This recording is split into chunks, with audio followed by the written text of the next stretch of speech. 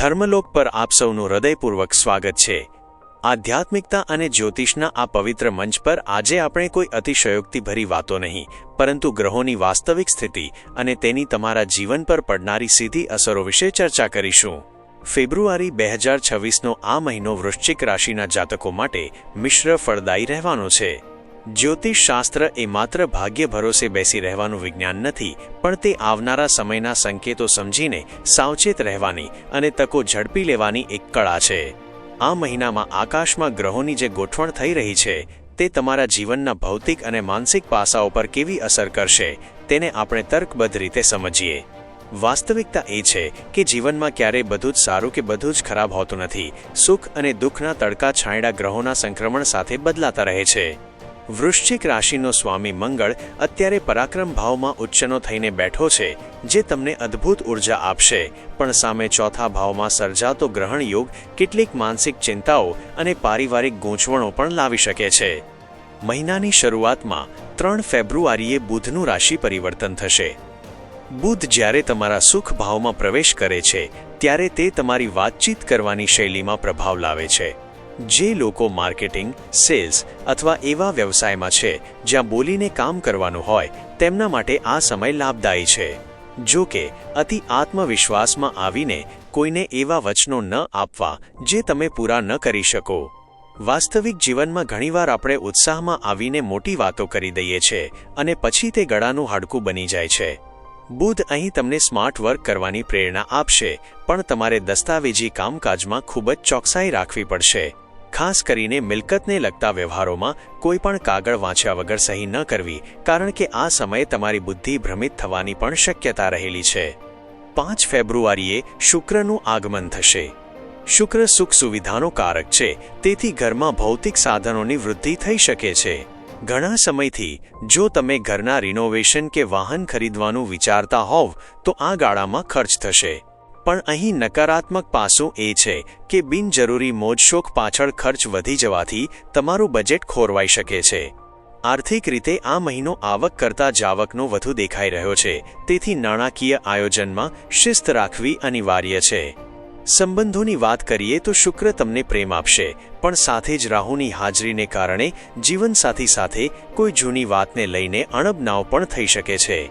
શંકાશીલ સ્વભાવથી બચવું અને પરસ્પર વિશ્વાસ કેળવવો એ જ આ સમયની માંગ છે।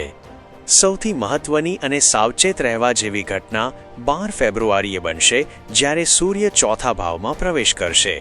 અહીં સૂર્ય અને રાહુની યુતિ સૂર્યગ્રહણ દોષ જેવી સ્થિતિનું નિર્માણ કરશે। વાસ્તવિક દ્રષ્ટિએ જોઈએ તો સૂર્ય આપણો આત્મા અને પિતાનો કારક છે, જ્યારે રાહુ ભ્રમ અને અંધકાર છે। આ સમયગાળામાં તમારે તમારા પિતાના સ્વાસ્થ્યનું ખાસ ધ્યાન રાખવું પડશે। કાર્યક્ષેત્રમાં તમારા ઉપરી અધિકારીઓ સાથે મતભેદ થવાની પૂરેપૂરી શક્યતા છે। તમે કદાચ મહેનત ખૂબ કરશો, પણ તેનો જશ બીજા કોઈ લઈ જાય તેવું બની શકે। આ સ્થિતિમાં નિરાશ થયા વગર ધૈર્ય રાખવું હિતાવહ છે। સરકાર સાથે જોડાયેલા કામોમાં વિલંબ આવી શકે છે, અથવા કોઈ જૂની તપાસ કે ટેક્સની બાબતો સામે આવી શકે છે। જે લોકો પ્રોપર્ટી કે રિયલ એસ્ટેટના વ્યવસાયમાં છે તેમણે આ સમયગાળામાં નવા રોકાણથી બચવું જોઈએ। આર્થિક રીતે જોવામાં આવે તો ગુરુદેવ અત્યારે 8મા ભાવમાં છે અને તેમની દ્રષ્ટિ ધન ભાવ પર છે। આનો અર્થ એ થાય છે કે મહેનત વગરનું ધન, એટલે કે વારસો, વીમો કે લોન દ્વારા નાણાં મળી શકે છે, પણ 8મો ભાવ એ પરિવર્તનનો પણ ભાવ છે, તેથી આર્થિક સ્થિતિમાં અચાનક ઉતાર ચઢાવ જોવા મળી શકે છે। જો તમે શેરબજાર કે જુગાર જેવી પ્રવૃત્તિઓમાં રોકાયેલા હોવ તો ફેબ્રુઆરી મહિનામાં મોટું જોખમ ન લેવું, નહીંતર લેવાના દેવા પડી શકે છે। વાસ્તવિકતામાં ગુરુ તમને સત્યના માર્ગે ચાલવાની સલાહ આપે છે। જો તમે નીતિમત્તાથી કામ કરશો તો જ આ ધન તમારી પાસે ટકશે। આ સમયે કોઈને ઉધાર પૈસા આપવાનું ટાળજો, કારણ કે આપેલા પૈસા પાછા આવવાની શક્યતા નહીવત છે। શનિદેવ તમારા 5મા ભાવમાં છે। 5મ ભાવ એ સંતાન અને બુદ્ધિનો ભાવ છે। શનિની અહીં હાજરી સંતાન પક્ષ તરફથી થોડી ચિંતા કરાવી શકે છે। વિદ્યાર્થીઓએ અભ્યાસમાં વધુ મહેનત કરવી પડશે, કારણ કે મન ભટકવાની શક્યતા વધુ છે। જો કે શનિ તમને શિસ્ત શીખવશે। જો તમે લાંબા ગાળાનું આયોજન કરી રહ્યા હોવ તો શનિ તમને ધીરે ધીરે પણ મજબૂત પરિણામ આપશે। આ સમયે શોર્ટકટ અપનાવવા જશો તો નુકસાન નિશ્ચિત છે। શનિદેવ કર્મ મુજબ ફળ આપે છે, તેથી આળસનો ત્યાગ કરીને મહેનતને જ તમારો મંત્ર બનાવવો પડશે. મંગળનું ત્રીજા ભાવમાં ઉચ્ચનું હોવું એ તમારા માટે સૌથી સકારાત્મક પાસું છે. તમે હિંમતથી કોઈપણ પડકારનો સામનો કરી શકશો. ભાઈ બહેનોનો સહકાર મળશે અને ટૂંકી મુસાફરીથી લાભ થશે. પણ યાદ રાખજો કે મંગળ જ્યારે ઉચ્ચનો હોય ત્યારે તે માણસને ક્રોધિત અને ઉગ્ર બનાવે છે. તમારી આ ઉગ્રતાને કારણે બનેલા કામ બગડી ન જાય તેનું ધ્યાન રાખવું. ખાસ કરીને પડોશીઓ અને સહકર્મચારીઓ સાથે વાતચીત કરતી વખતે સૌમ્ય રહેવું. વાસ્તવિકતા એ છે કે તમારી શક્તિનો ઉપયોગ વિધ્વંસમાં નહીં પણ સર્જનમાં કરશો તો જ સફળતા મળશે.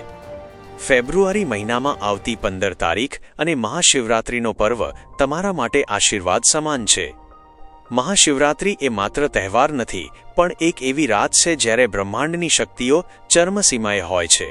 વૃશ્ચિક રાશિના જાતકો માટે શિવ ઉપાસના શ્રેષ્ઠ ફળદાયી છે. આ દિવસે ભગવાન શિવનો અભિષેક કરવાથી રાહુ અને શનિના નકારાત્મક પ્રભાવોમાં ઘટાડો થાય છે. જો તમે આર્થિક તંગીથી ઝઝૂમી રહ્યા હોવ તો શિવરાત્રિના દિવસે શેરડીના રસથી શિવલિંગ પર અભિષેક કરવો. જો માનસિક શાંતિ જોઈતી હોય તો દૂધ અને જળનો અભિષેક શ્રેષ્ઠ છે. વાસ્તવિક ઉપાયોમાં સૌથી મહત્વનું એ છે કે તમે તમારા આચરણમાં શુદ્ધતા લાવો. અસત્ય અને છળકપટથી દૂર રહીને જો તમે શિવની શરણમાં જશો તો મહાદેવ તમારા માર્ગમાં આવતા તમામ વિઘ્નો દૂર કરશે. અન્ય ઉપાયોમાં સૂર્ય રાહુની યુતિના પ્રભાવને ઓછો કરવા માટે દરરોજ આદિત્ય હૃદય સ્તોત્રનો પાઠ કરવો જોઈએ. રવિવારના દિવસે ગોળ અને ઘઉંનું દાન કરવું, પિતા સમાન વ્યક્તિઓના આશીર્વાદ લેવા એ સૂર્યને બળવાન બનાવવાનો સૌથી શ્રેષ્ઠ અને સરળ માર્ગ છે.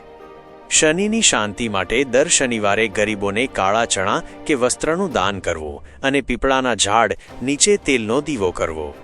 રાહુના ભ્રમથી બચવા માટે પક્ષીઓને 7 પ્રકારના અનાજ ચણ નાખવા.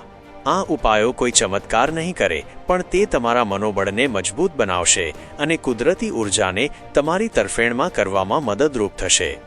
મહિનાના અંતમાં તમારે તમારા સ્વાસ્થ્યનું પણ ખાસ ધ્યાન રાખવું પડશે. ખાસ કરીને હાડકાં, આંખો અને પેટને લગતી સમસ્યાઓ થઈ શકે છે.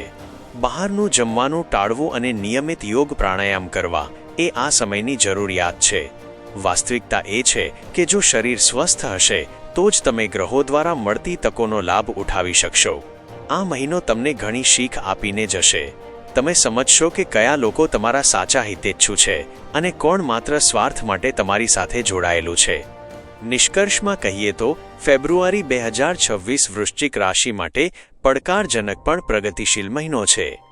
એક બાજુ કાર્યક્ષેત્રમાં સંઘર્ષ છે તો બીજી બાજુ આધ્યાત્મિક અને માનસિક વિકાસની તક છે. અતિશયોક્તિમાં ન રાચતા વાસ્તવિક સ્થિતિને સ્વીકારીને યોગ્ય આયોજન સાથે આગળ વધજો. તમારી હિંમત અને ઈશ્વર પરની શ્રદ્ધા જ તમને વિજય અપાવશે.